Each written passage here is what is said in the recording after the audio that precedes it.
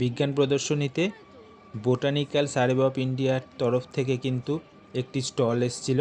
আর এই স্টলে কিন্তু দেওয়া ছিল বিভিন্ন ধরনের ঔষধি সমৃদ্ধ গাছগাছালি থেকে শুরু করে বিভিন্ন রেয়ার কিছু গাছের নমুনা এবং তাদের যে ফল বা বীজসমূহ, আর সেগুলি কিন্তু তুলে ধরছি আপনাদের চোখের সামনে, আর সেগুলি ভিডিও করেছি।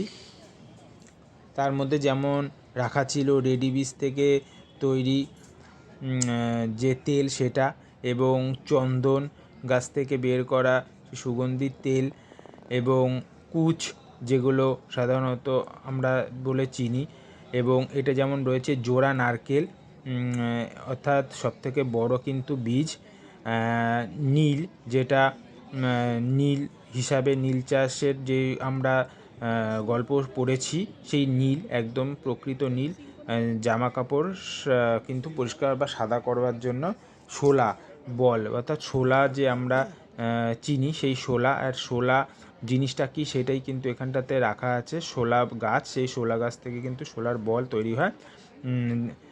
যেমন রাগি বীজ, তারপর আপনার দারুচিনি যেটা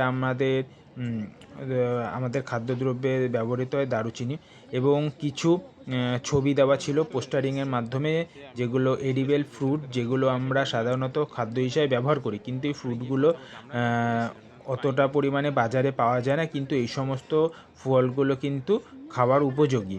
এগুলো কিন্তু সেই স্যাম্পেল হিসাবে কিন্তু পোস্টারিং করা ছিল সাধারণ মানুষকে জানানোর জন্য।